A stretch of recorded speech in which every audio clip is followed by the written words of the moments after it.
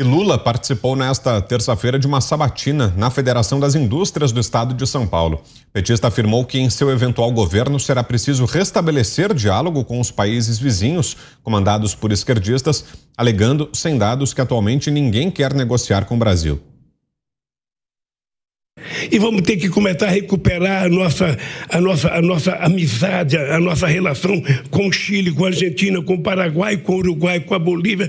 Ou seja, porque não é possível que um país como o Brasil, que o último contencioso foi a Guerra do Paraguai, esteja nesse instante sem conversar com ninguém.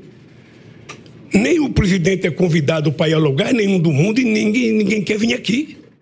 Sem provas, novamente, afirmou que o presidente Jair Bolsonaro produz 7 fake news todos os dias e o atacou por não aderir à Carta pró-Democracia criada por ex-alunos da USP. Como é que a gente pode viver num país em que o presidente conta 7 mentiras todo dia?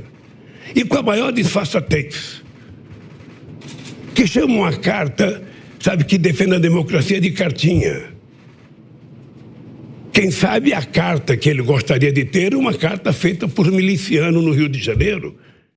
Por fim, Lula defendeu o sistema eleitoral, dizendo ser um dos mais perfeitos do mundo e disse que os militares precisam cuidar das nossas fronteiras e não participar da Comissão de Transparência do Tribunal Superior Eleitoral. Mas com você, Zé, sua análise sobre essas falas de Lula no encontro hoje com empresários aqui na Fiesp. Temos 2 minutos, Zé.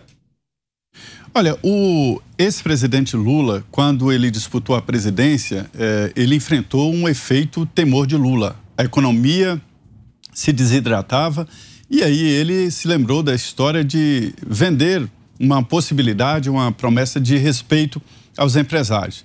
E escreveu a carta aos brasileiros. Conseguiu ganhar e desde então ele vem tentando repetir essa história de promessa, né? E agora essa carta é uma recriação e uma tentativa de dizer, olha, a carta agora é coletiva. Atacar assim o presidente Jair Bolsonaro, que critica uma carta de setores adversários, é não entender a política, o que está acontecendo. Ana, 2 minutos. Ora, o Lula, ele fala da tal, né, dessa...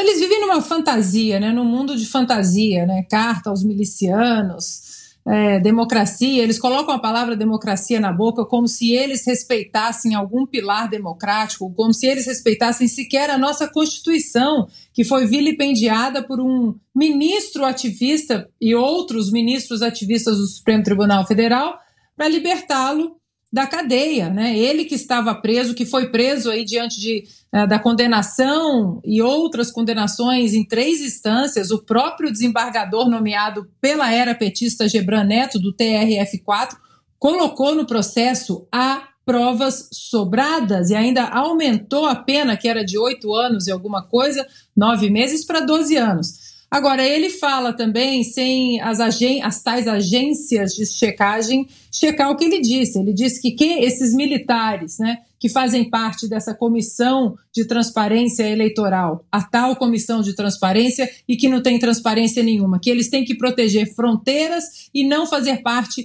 dessa comissão. Ora, a própria comissão de transparência eleitoral, que convidou as Forças Armadas, que convidou os técnicos militares, que ele coloca aí, tenta colocar de uma maneira pejorativa, pois esses técnicos militares super gabaritados, eles precisam também checar nossas fronteiras cibernéticas, né, nossas fronteiras virtuais, e não apenas as fronteiras físicas. O engraçado é que, diante de tanta falácia, de tanta mentira que o ex-presidente profana aí nas redes sociais e em entrevistas, em relação a ele, as tais agências de checagem, elas desaparecem.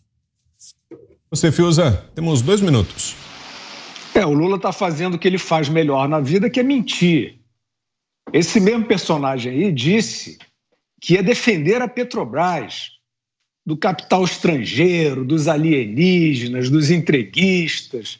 Ele passou boa parte da carreira política falando da Petrobras, do amor dele pela Petrobras, que a Petrobras era um ativo do povo. E nós sabemos o que aconteceu com a Petrobras no governo dele. Ela foi assaltada, né, por uma quadrilha que saía do Palácio do Planalto, passava pelas empreiteiras, e encontrava o seu colo quente em diretores que estavam lá para roubar, como confessaram, dinheiro devolvido, etc. Então, o personagem que já fez isso, ele tem que ser muito desinibido para reaparecer, assim, como alguém que pode trazer esperança. Esse personagem ele não tem nenhuma credencial de esperança. E ele vem realmente apostando em versões alucinadas, estapafúrdias, como o presidente brasileiro está isolado. É tudo ensaiadinho com essas manchetes do consórcio. O presidente está isolado. Vocês só vivem pensando no Bolsonaro. Vocês estão obcecados pelo Bolsonaro. O presidente brasileiro tem feito viagens internacionais com bons resultados, convidado para vários países do mundo, feito acordos de negócio no Oriente Médio, incluindo Israel, Arábia Saudita, não tem nenhuma orientação ideológica alguma. E o que acontece é que esse personagem diz tudo ao contrário do que se passa na realidade. E outro dia nós vimos o Luiz Fux, que é presidente do Supremo, dizendo isso. Como é que foi a palavra que ele usou, a expressão que ele usou? Ele falou algo sobre a lisura informacional dos candidatos, que eles não tolerariam que um candidato trouxesse inverdades que ia influenciar a corrida eleitoral. E agora? Eu pergunto ao Supremo Tribunal Federal, e agora? Estão diante de um candidato a presidente mentindo na cara dos senhores, criando versões como já criou durante toda a sua vida política. E aí? Isso polui o pleito? Isso atrapalha, desvirtua o processo eleitoral? A gente quer que o Supremo se manifeste. Senão, a população vai realmente desconfiar, não um pouquinho, mas completamente, do que está acontecendo no processo de segurança dessas eleições. Augusto. Olha, eu vou procurar ser conciso aqui. Ontem, no Direto ao Ponto, nós discutimos a situação da América Latina com o Gustavo Segre, um ótimo jornalista que é argentino, com a embaixadora da Venezuela, do governo venezuelano reconhecido pelo Brasil. Uma deputada chilena também participou por alguns minutos, e o Carlo Cauti, que é da revista Exame. Chegamos à seguinte conclusão, quer dizer, o Segre resumiu tudo. Ele disse que a Argentina é a Venezuela amanhã. E a embaixadora da Venezuela desenhou o quadro do país. O país está destruído. E ela agradeceu publicamente e enfaticamente o governo brasileiro, governo do Bolsonaro, pela Operação Acolhida, que ela disse, ela permitiu que quase 300 mil venezuelanos estejam trabalhando no Brasil. Mão de obra qualificada, na fronteira eles já recebem todos os documentos, é uma coisa exemplar. O Lula voltando, o que ele vai fazer? Vai dar apoio à Venezuela, vai dar apoio à Argentina, que segue o caminho da Venezuela. Esses países e os outros países de esquerda, bota aspas nisso aí, são populistas enlouquecidos.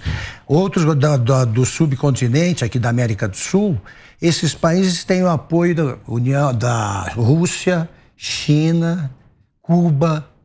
É esse tipo de apoio que te compromete, né? Uma coisa escandalosa, a esse tipo essa parceria escandalosa. Então, vejam o programa, sintam o que acontece nesses países e aí escolham. Vamos ver o que o Lula vai fazer, porque eu comentei no programa o que eu repito aqui. O PT mostra a cara, não consegue mentir, quando tem de falar sobre política externa. Eles apoiam o que há de pior sempre. O Lula retomaria imediatamente as relações cordialíssimas com Cuba, Venezuela, frequentava os palanques aí do Maduro, do Chávez, e do que há de pior na América Latina.